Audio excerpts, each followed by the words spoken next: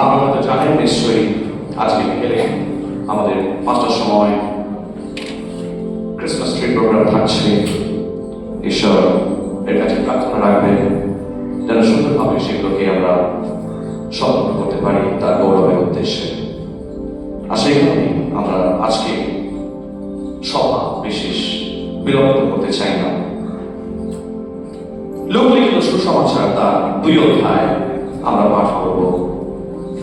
লোক লিখিত সুসমাচার, Gospel according to the Luke। সেই সময় আমি পাঠ করছি 1 থেকে 7 পদ। যীশু খ্রিস্টের জন্ম ও বাল্যতা।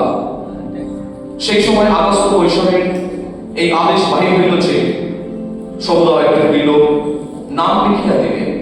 শুরিয়ার শাসনকর্তা কুরিনিয়ের সময় এই প্রথম নাম লেখানো হয়। সকলে নাম লিখিয়া দিবা নিমিত্তে আপন আপন নগরে গমন করিল।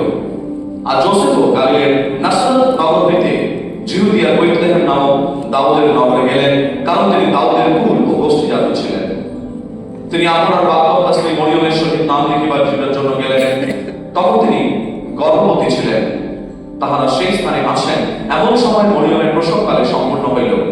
আর তিনি আপনার প্রথমজাত পুত্র প্রসব করিলেন এবং তাহাকে কাপড়ে জড়াইয়া জাবপাত্রে শোয়াইয়া রাখিলেন, কারণ পান্থশালায় তাহাদের জন্য স্থান ছিল না। আজকে আমাদের মনোনিবেশ করব পান্থশালায় তাহাদের জন্য স্থান ছিল না, শুধু এইটুকু জায়গার মধ্যে। তবে প্রথমটা যদি দেখি, প্রথম সময়ের সঙ্গে আজকের সময় বোধহয় একটু মিল খুঁজে পাওয়া যায়। সেটা কিরকম? সেখানে বলছে সেই সময় আগস্ত কৈশোরের এই আদেশ বাহির হইল যে সমুদয় পৃথিবীর লোক নাম লিখিয়া দিবে। শুরিয়া শাসনকর্তা কুরিনিয়ের সময় এই প্রথম নাম লেখানো শুরু হয়। এসআইআর চলছে, স্পেশাল ইন্টেনসিভ রিভিশন এসআইআর চলছে। ঠিক এইরকম একটি এসআইআর তখনও চলছিল, নাম লেখানোর প্রক্রিয়া। আমি সেই অর্থেই বললাম যে তখনকার সময়ের সাথে বর্তমান ঠিক এক্স্যাক্টলি এই সময় কিছু মিল খুঁজে পাওয়া যায়। তখন যে সমস্ত জায়গার বাসিন্দা সেই সময় সেখানে যেতে হয়েছিল, people had to go back to their own native place and register their names। তাদের নামগুলোকে নথিভুক্ত করানোর জন্য তারা যেখানকার অধিবাসী, যেখানকার নাগরিক, তাদেরকে সেখানে গিয়ে নাম নথিভুক্ত করতে হয়েছিল। ঠিক যেমন কেউ যদি মেদিনীপুর থেকে আসে তাহলে তাকে মেদিনীপুরে গিয়ে নাম রেজিস্টার করতে হবে এসআইআর, কারণ তার নামের লিস্টের মধ্যে ওখানেই যাবে।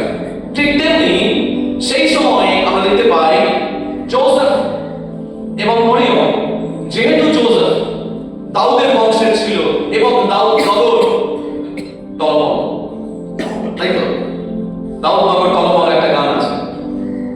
সেই দাউদ নগর তখন টলমল, সেই সময় প্রভু পৃথিবীতে আসবেন। সেই সময় যোসেফ তাকে ঈশ্বর দর্শন দিয়ে প্রস্তুত করেছেন। গত সপ্তাহে আমরা দেখেছি, গত 12 তারিখে আমরা দেখেছি। আজকে সেই যোসেফ এবং মরিয়ম তারা বেথলেহেম নামক একটি নগরে, they went to Bethlehem, এবং সেই বেথলেহেমে গিয়ে তিনি গর্ভবতী যেহেতু ছিলেন, হঠাৎ তার সন্তান ভূমিষ্ঠ হওয়ার সময় হয়ে গেল। She was about to deliver. That is why সেই কারণে তার একটি জায়গার, স্থানের প্রস্তুতি দরকার ছিল। She needed a place.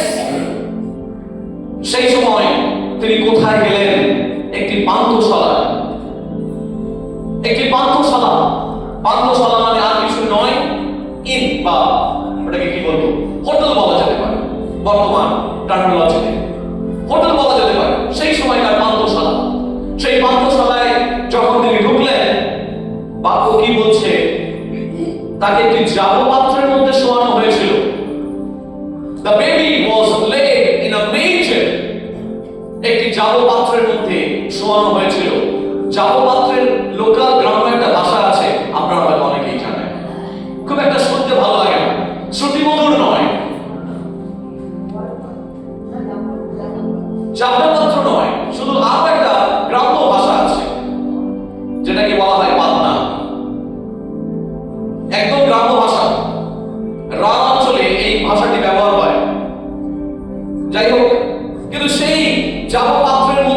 মানে গরু যেটাতে জাবর কাটে সেখান থেকে জাবর পাতো, খুব শ্রুতিমধুর, কিন্তু গ্রাম্য ভাষাটা খুব একটা শ্রুতিমধুর নয়। যাক সে কথা, তাকে সেখানে শোয়ানো হলো কেন? Why the baby was laid in a manger? Because there was no place for him. তার জন্য কোনো জায়গা প্রস্তুত ছিল না। There was no room for this baby.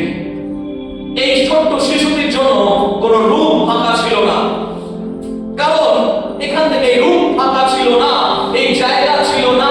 এই জায়গা থেকে তিনটে জিনিস ঈশ্বর আমার অন্তরে কথা বলেছেন। তার মধ্যে প্রথম বিষয়টা হচ্ছে এটাই, আজকে সেই সময় যদি দেখি লোকেরা খুব ব্যস্ত, ডোন্ট ফরগেট তখন তৎকালীন সময় এসআইআর চলছে। এসআইআর সম্বন্ধে আমরা সকলে পরিচিত, তাই এসআইআর কথাটাই ব্যবহার করছি।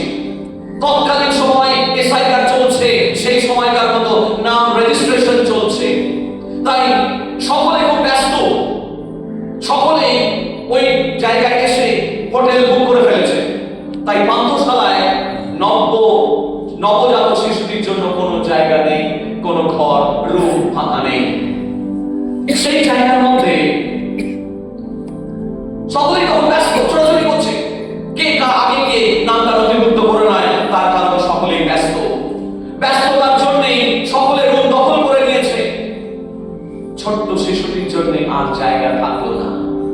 আজকে প্রিয় ভাই বোন, আমরাও একবিংশ শতাব্দীর মাঝামাঝি পর্বে এসে উপস্থিত, আর সেই সময় আমরা খুব ব্যস্ত, এত ব্যস্ত যে কোনো কিছুতেই আমরা সেই ছোট্ট শিশুটির প্রতি গুরুত্ব দিতে পারছি না। আমরা খুব ছোট ছোট বেড়াচ্ছি, আমরা এখানে যাচ্ছি, আমরা ওখানে যাচ্ছি, ভীষণ ব্যস্ত, উই আর সো বিজি। একজন বিখ্যাত থিওলজিয়ান একটা কথা বলেছিলেন, থিওলজিয়ান কথাই বলবে, এটাই স্বাভাবিক। থিওলজিয়ান ডক্টর কোসুকে কোয়ামা, তিনি ভারতীয় ছিলেন না, সিঙ্গাপুরিয়ান ছিলেন, থাকতেন আমেরিকায়। ডক্টর কোসুকে কোয়ামা যখন আমাদের কন্টেক্সচুয়াল থিওলজি আমরা পড়াই, এই কোসুকে কোয়ামার উপরে অবশ্য আমার লেখালেখি আছে। ডক্টর কোসুকে কোয়ামা তিনি বলছেন, God walks slowly. Remember this. God walks slowly. ঈশ্বর দ্রুত গতিতে হাঁটেন না, ঈশ্বর ধীরে ধীরে হাঁটেন। তার সেই ধীরে হাঁটা আমাদের কাছে অনেক দ্রুত। তাই তিনি যদি দ্রুত হাঁটেন, আমরা তাকে কেউ ধরতে পারবো না। ঈশ্বর আমাদের মতো করে তার পায়ের ছন্দ মেলান, যাতে আমরা তার পেছনে পড়ে না যাই। একজন পিতা যখন তার শিশুর সঙ্গে হেঁটে হেঁটে যায় সমুদ্র তটবর্তী এলাকায়, তখন বাচ্চারা ঠিকমতো হাঁটতে পারে না, বাবা দৌড়েও যায় না, ঠিক শিশুটির সঙ্গে পায়ে কদমে কদম মিলিয়ে হাঁটে, যাতে বাবার সাথে হাতে হাত মিলিয়ে শিশুটি এগিয়ে চলতে পারে। ঈশ্বর কোসুকে কোয়ামা বলছেন, God walks slowly. That changed my understanding about God. যেদিন আমি প্রথম এই শব্দটা, প্রথমে লাইনটা বলেছিলাম, আমার চিন্তা ভাবনা পাল্টে গিয়েছিল। বহুবার এই নিয়ে আমি কলেজে প্রচার করেছি, বিভিন্ন জায়গায় আমি প্রচার করেছি, God walks slowly. ঈশ্বর ধীর গতিতে হাঁটেন। তাই আমাদের ব্যস্ততার মধ্যেও আমাদেরকে speed, we have to slow down our speed. এবং ঈশ্বর কি চাইছেন সেই জায়গায় আমাদের কান পাততে হবে। নতুন নিয়মে প্রভু যিশু বলছেন, কি বলছেন? তিনি বলছেন, আমার মেষেরা আমার রব জানে। আপনি এত ব্যস্ত যে আপনি রব শুনতে পাচ্ছেন না ঈশ্বর। আমরা এত ব্যস্ত হয়ে পড়েছি যে আমরা রব শুনতে পাচ্ছি না প্রভু কি বলছেন। পুরাতন নিয়মে তিনি বলছেন, be still and know that I am the Lord. তোমরা স্থির হও, ক্ষান্ত হও এবং জেনো আমি সদাপ্রভু। আজকে স্থির হতে বলছেন। সেই দিন অত্যন্ত মানুষ ব্যস্ত ছিল, নাম নথিভুক্ত, নাম রেজিস্ট্রেশন করানোর জন্য মানুষ ছড়াছড়ি করছে, দৌড়ে বেড়াচ্ছে। কিন্তু একটা শিশু, নবজাত শিশু জাবপাত্রের মধ্যে পড়ে রয়েছে, জগতের ত্রাণকর্তা জাবপাত্রের মধ্যে পড়ে রয়েছে, তার জন্য কারো সময় নেই। আমরা খুব ব্যস্ত। We are so busy that we don't have even time for the one for whom we are celebrating. আমরা খুব ব্যস্ত, খুব ছোটাছুটি করছি। ঈশ্বর বলছেন, be still and know that I am the Lord. তোমরা ক্ষান্ত হও, স্থির হও, কারণ ঈশ্বরের লোকেরা স্থির হয়ে শোনে। আজকে স্থির হওয়ার দরকার রয়েছে। We need to be still before the Lord. তা না হলে আমরা বুঝতেই পারবো না প্রভুর জন্ম কখন হয়েছে আর প্রভু কখন আমার জীবন থেকে চলে গেছে। প্রতিদিন দ্রুত গতিতে বাইবেল পাঠ নয়, কোন রকমে ট্র্যাডিশন ফলো করতে ঈশ্বর বলেন। ঈশ্বর বলছেন, স্থির হও, আমাকে জানো, আমাকে চেনো। আমরা সত্যি কি জানি তাকে? যেদিন জানবেন আপনার দৃষ্টিভঙ্গি পাল্টে যাবে। আমি ড্যাম শিওর আপনার দৃষ্টিভঙ্গি পাল্টে যাবে, আপনার চিন্তা ভাবনাগুলো পাল্টে যাবে সম্পূর্ণ। আপনি স্থির হন। স্থিরতা মধ্য দিয়ে God speaks in silence. Years ago, যখন আমি মাস্টার্স করছিলাম ব্যাঙ্গালোরে, তখন যে একজন বিটিএইচ করছে, মানে ব্যাচেলর ইন থিওলজি করছে, তখন আমি মাস্টার্স করছি সাউদার্ন এশিয়া বাইবেল কলেজ ব্যাঙ্গালোরে। সেই সময় একটা ছেলে, খুব নাম করা বড় একজন পাস্টর, ফিল্ম স্টারদের মধ্যে তিনি কাজ করেন এখন। তার ছেলে খুব ভালো guitarist.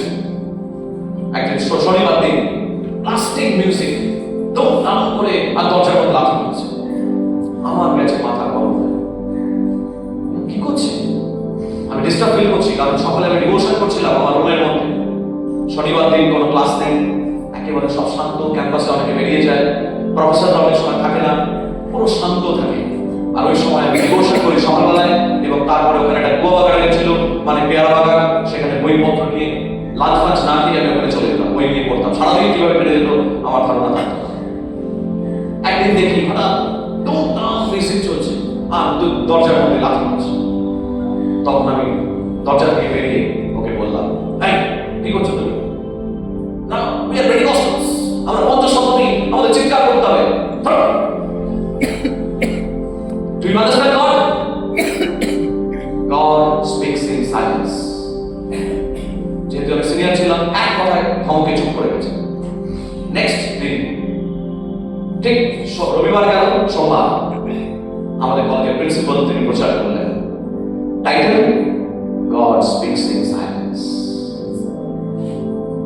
Reverend Prabin Kumar Israel, যিনি এখনো প্রিন্সিপাল ওখানকার, তিনি প্রচার করলেন সেই সোমবার, রবিবারের পরেই সোমবার, God speaks in silence. Chapel থেকে বেরোচ্ছে, ছেলেটা আমার মুখের দিকে তাকাতে পারছে। God speaks in silence. ঈশ্বর স্থির হওয়ার দরকার রয়েছে। তাহলে ঈশ্বরের সেই পরিকল্পনাকে আমি ধরতে পারবো না। ক্ষান্ত হও এবং জানো আমি ঈশ্বর। 2 নম্বর, প্রথম বিষয়ে আমরা দেখলাম ব্যস্ততা। দ্বিতীয় বিষয়ে আমরা দেখতে পাচ্ছি জাগতিকতা। আজকে মণ্ডলী জাগতিকতার মধ্যে জুড়ে গেছে। ব্যস্ততার কারণে প্রভুর জন্য তার জায়গা নেই অন্তরে। এত ব্যস্ত যে প্রভুর জন্য তার জায়গা নেই। দ্বিতীয় বিষয়, জাগতিকতার মধ্যে প্রবেশ করে গেছে। আজকে এত জাগতিকতায় মিশে গেছে মণ্ডলী, যে মণ্ডলীতে আর প্রভুর জায়গা নেই। যেন সরাইখানায়, পান্থশালায় যেমন জায়গা ছিল না, আজকে মণ্ডলীর মধ্যে প্রভুর জায়গা নেই। জাগতিকতা আমাদেরকে পেয়ে বসেছে। জগতের সমস্ত ধরনের চিন্তা ভাবনাগুলো আমাদের হৃদয়ের মধ্যে চেপে বসেছে। সেই জাগতিকতার কারণে আমরা প্রভুকে খুঁজে পাচ্ছি না। প্রভুর বাক্যটাকে হয়তো সন্দেহ করছি। প্রভু বলছেন আমার অনুগ্রহই যথেষ্ট, আমরা বলছি আমার ব্যাংক ব্যালেন্স যথেষ্ট। প্রভু বলছেন আমার অনুগ্রহ যথেষ্ট, আমার লাইফ ইন্স্যুরেন্স যথেষ্ট। প্রভু বলছেন আমার অনুগ্রহে যথেষ্ট, আমার বড় বাড়ি যথেষ্ট। প্রভু বলছেন আমার অনুগ্রহে যথেষ্ট, আমার চাকরি যথেষ্ট। প্রভু বলছেন আমার অনুগ্রহে যথেষ্ট, আমার প্রভাব প্রভাবর্তী যথেষ্ট। জাগতিকতা ঢুকে গেছে। সেই সরল বিশ্বাস যেখানে নেই, প্রভু সেখানে দম বন্ধ হয়ে যাবে। তার সরল বিশ্বাসের আজকে তিনি খুঁজছেন। পান্থশালায় যে জায়গা নেই, প্রভু পান্থশালায় দরকার নেই, প্রভু আপনার হৃদয়ের মধ্যে জন্ম নিতে চান। আজকে প্রভুর জন্য আপনার হৃদয়ে কি সেই পান্থশালা খোলা রয়েছে? আমি দাঁড়িয়ে আছি, আঘাত করিতেছি, যদি তোমরা খুলে দাও দরজা, আমি সেখানে প্রবেশ করব, আমি সেখানে ভোজন করব এবং পান করব, আমি সেখানে ভোজন করব এবং পান করব। প্রভু দাঁড়িয়ে আছেন আপনার দরজার সামনে, আপনি কি আপনার দরজা খুলে দেবেন? আজকে প্রভু তিনি আপনাকে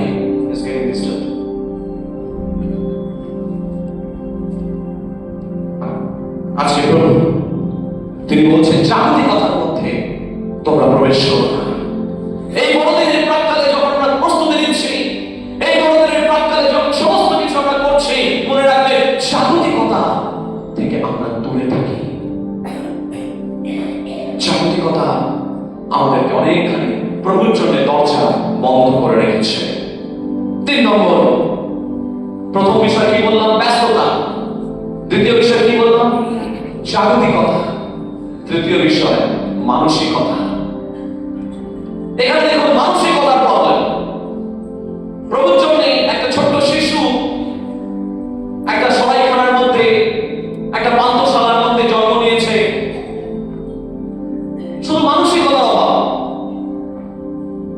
সেখানে কি সেই শিশুটিকে একটি জায়গা দেওয়া যেত না? ঠান্ডার সময় অবশ্যই যেত, কিন্তু মানসিকতার অভাবে তারা সেখানে জায়গা দিতে পারেনি। এই মানসিকতার অভাব, একটু ছোট্ট মানসিকতা, একটু হেল্পিং মানসিকতা, এই জায়গাতেই মানুষ অনেক সময় পড়ে যায়। সেকুলার ফিলসফারদের আমরা অনেক সময় শুনেছি এবং পড়াতে শুনেছি যে মানুষ মানসিকতায় ছোট হয়, মানুষ মানসিকতায় বড় হয়। আজকে সেই ছোট্ট মানসিকতায়, সেই মেঞ্চারের মধ্যে, একটা জামাপাত্রের মধ্যে তাকে শুইয়ে রাখা হয়েছিল, ঠান্ডার মধ্যে, খড়ের গাদা তার উপরে। ঈশ্বর তিনি বলছেন যদি তোমরা মানসিকতার পরিবর্তন করো, দেখবে তোমাদের অন্তরের মধ্যে প্রভু জন্ম নেবেন। ব্যস্ততায় থেকো না, প্রভুর জন্ম আমরা দেখতে পাবো না। জাগতিকতায় থেকো না, প্রভুর মহিমা আমরা দেখতে পারবো না। আর মানসিকতার পরিবর্তন না হলে প্রভুর গৌরব আমরা দেখতে পাবো না।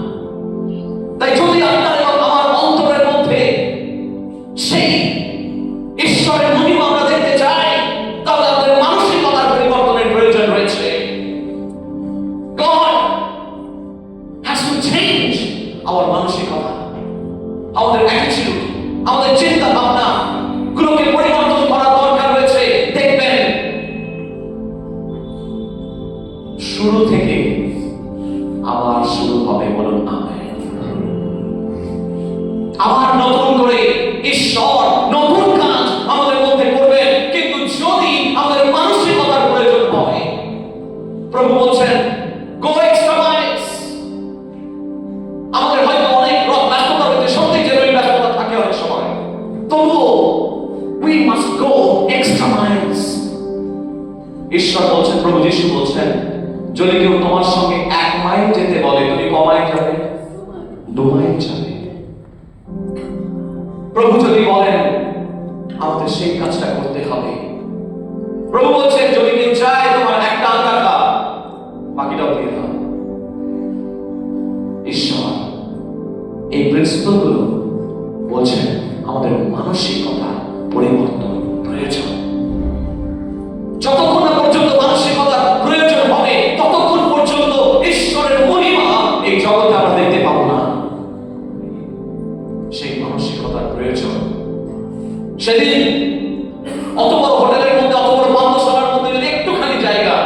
দ্বিতীয়, হয়তো প্রভুর জন্ম ওই চালপাত্রের মধ্যে হতো না। আজকে প্রিয় ভাই বোন, আমাদের মানসিকতা প্রয়োজন রয়েছে পাল্টানো। None of us are busy. It's all about our priorities. কেউ কিন্তু আমরা ব্যস্ত নই। আমাদের প্রায়োরিটি কিসে, তার উপরে আমাদের ব্যস্ততা নির্ভর করে। আমরা কোথায় ব্যস্ত?